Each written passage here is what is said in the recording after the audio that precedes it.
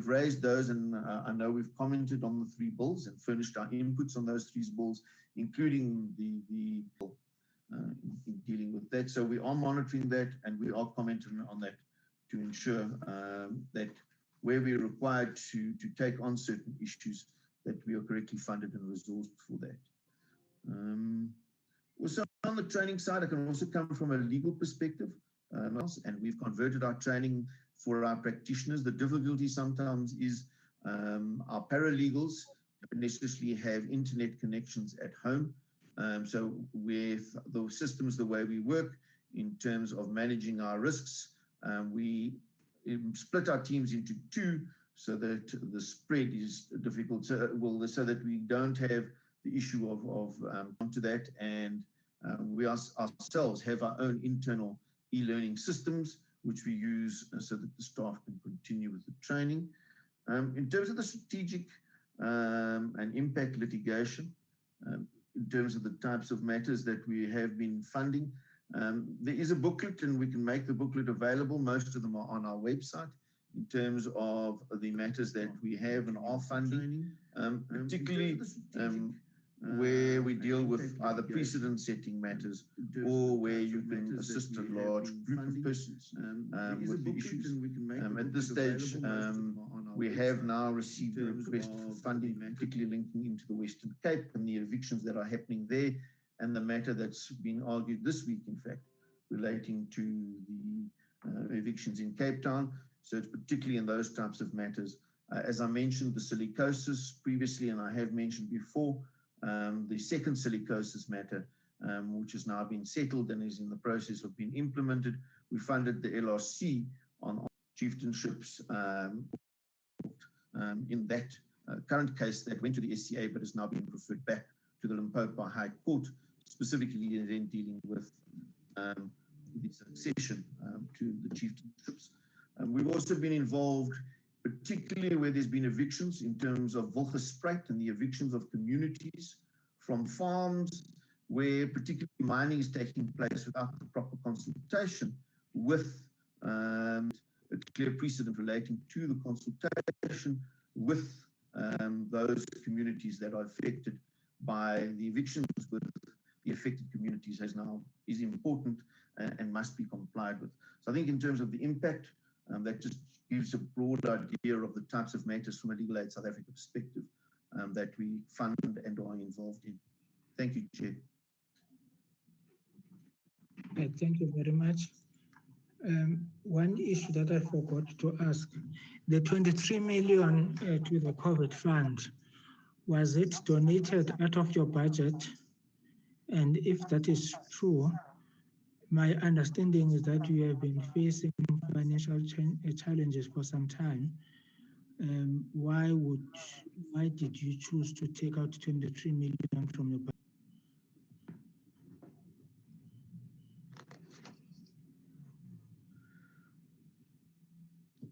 Yeah, I think the COO. I see we still can't hear Brian. I can see he's trying to talk, but we don't seem to be. Thanks, Chair. Maybe let me respond with regard to the 23 million that we offered. We looked at the savings at that time, and then the 23 million it's out of the savings that we had identified at that time, as we felt that it was not enough just to say that we are pressed and then we cannot contribute to the COVID-19 fund. So it was through our savings that we identified that the 23 million. And maybe while I'm still on the platform, I can respond to the equity.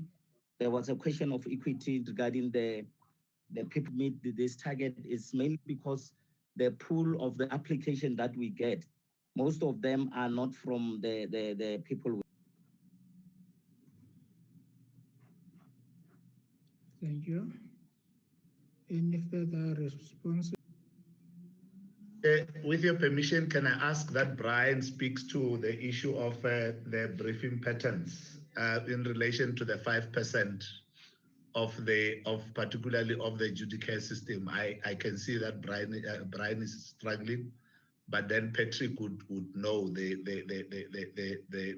effect and how then we are audible now. Not sure if I'm audible. Yes, Sure, Brian, we can hear you. Okay, thanks, Chair. So I'm not sure what the problem was, but there's two questions. Legal Aid South Africa uses private practitioners, just over 1,000 private practitioners accredited to our judicial system. We have aligned ourselves to the triple B so that there is a potential. We can't hear you.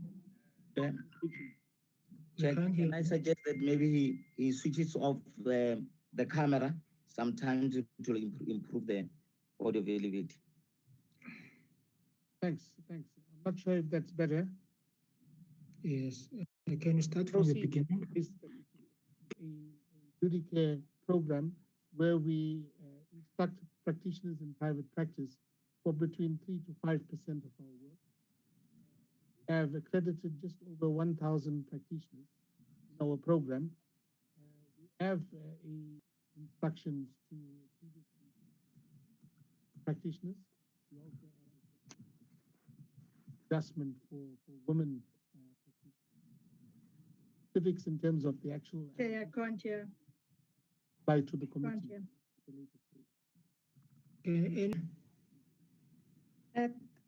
Thank you, Chair.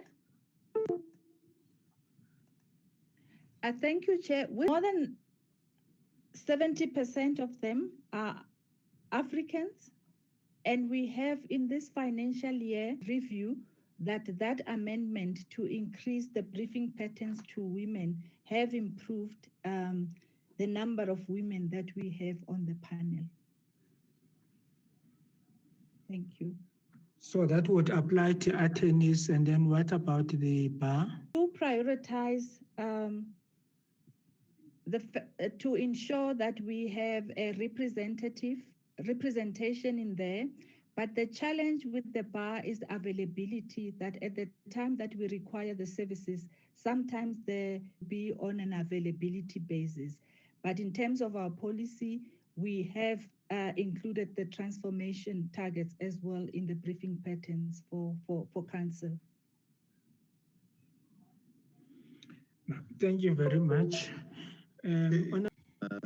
Which in terms of the act, and it is being tabled, gazetted, and we have just today delivered 60 copies of and if you wanted to have a look at the detail in 2 of the manual on 44, but I just, and then also we do track practitioners who are getting funding, and particularly another instruction, where how much they're earning, so that you balance the earning. We particularly look at the earning that ranks according to 4 people for an instruction to those practitioners who can then by SMS accept.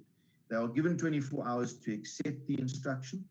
If number 1, who's ranked number 1 in terms of getting the instruction, 4 respond, we wait 24 hours, and then that it obviously looks at the BEE, it looks at the triple PFMA, and then it also looks at your earnings, so that we get a fair distribution. That report is available as to how many instructions, what the value was in terms of particularly complying with the BEE requirements across.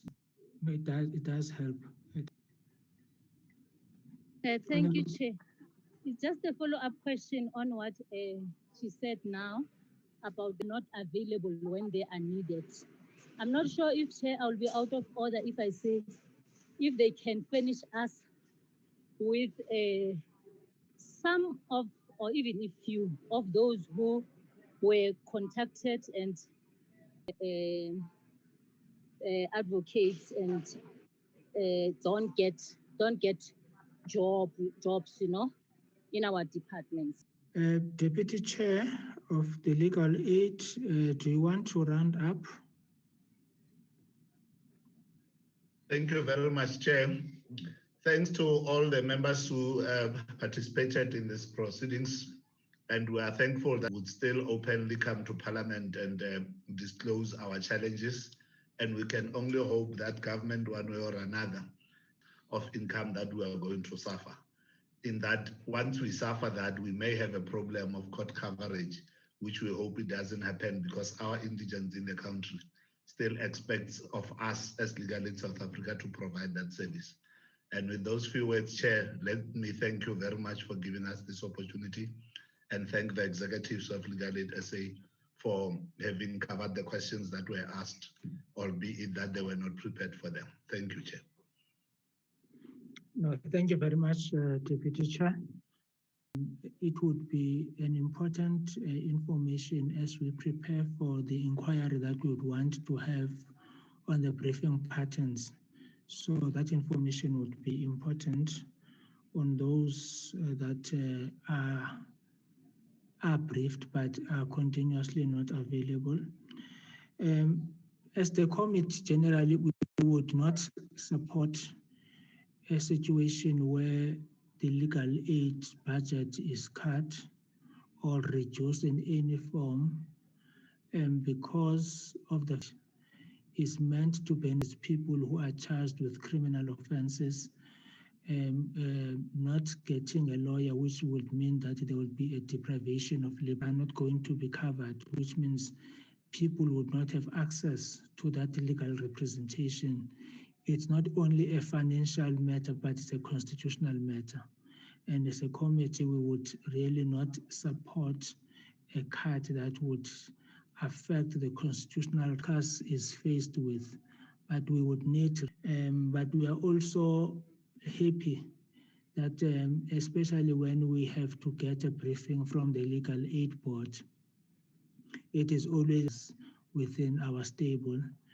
Even in areas where you could not achieve, the explanations are very much reasonable, and under the circumstances that we, especially for Q1, I still need maybe have Legal Aid South Africa an employer of choice 11 times, but you still in the same stable, you have the Department of Justice struggling even to get a qualified audit, or the Department of Correctional Services even struggling to get an unqualified audit.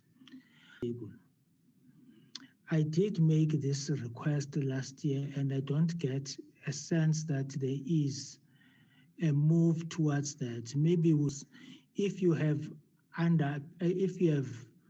your high performance, that they should share the experiences and their recipe for their success, so that at least there is an equitable way in which, in fact, people that we would lift the standard of make a follow-up on that, which we would make SIU, organizations like the Legal Aid South Africa share the experiences with the others, so that we can have an upliftment in this. With those few words, I would like to thank you all members and our guests from the Legal Aid South Africa, members of the media, and everyone. Thank you. And thank you, honorable members. Thank you, honorable members. Honorable members, we will see one another on Tuesday. Have a nice weekend. Thank you, Chair. Thank you very much.